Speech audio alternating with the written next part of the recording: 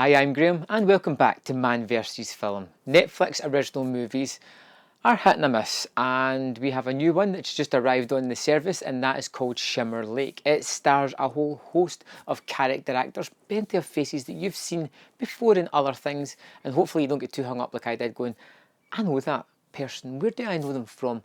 Anyway, let's move on to the movie itself. The story for Shimmer Lake is basically about this small town where a bank robbery has already been actioned, and dark secrets are starting to come out as the police investigate this crime to figure out who did it, where they've gone, what has happened to the money, and there is a few other surprises that come along with this. It's a typical story that we've seen done a few times before. You know, take a small town, you take all these characters that you kind of know roughly who they are by their antics and the way they carry themselves straight away.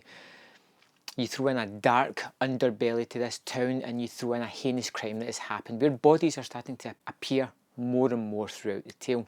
But the movie takes a different tact about it within its narrative style. This movie is set from a Monday to a Friday, from the aftermath of a bank robbery to it being planned and all the way through that. But rather than going Monday to Friday, it starts at Friday with the ending of the story and moves its way back to the start. And it's a very interesting and bold choice that I really liked about the movie. So it doesn't give you all the answers. It's hard to judge these characters because it throws them in at a point where you're like, this isn't a very nice person.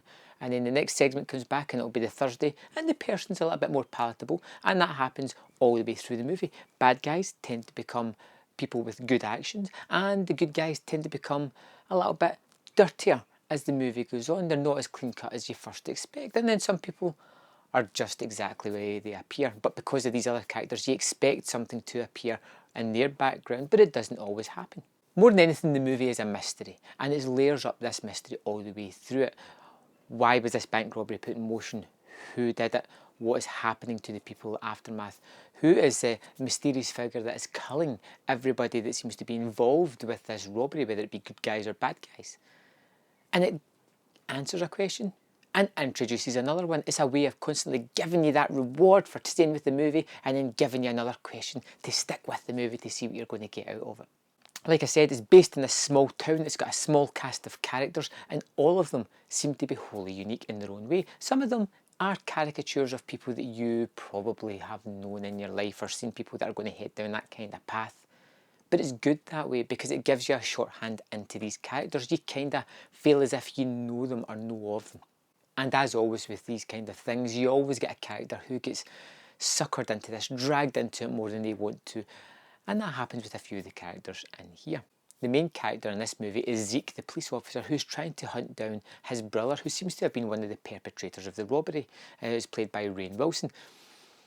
And you have this dynamic between the two. Overall, I thought Shimmer Lake was fantastic. I really liked it, and it was a surprise because when I watched the trailer, I thought, I kind of know what this is going to be, but it wasn't. It's got this dark humour all the way through it that kept me interested and had me sniggering at moments where I just shouldn't have been laughing. I liked the relationship between Zeke and his granddaughter. I liked the relationship, in fact, between Zeke and everybody. I thought he was a great character, one that I would like to see more of.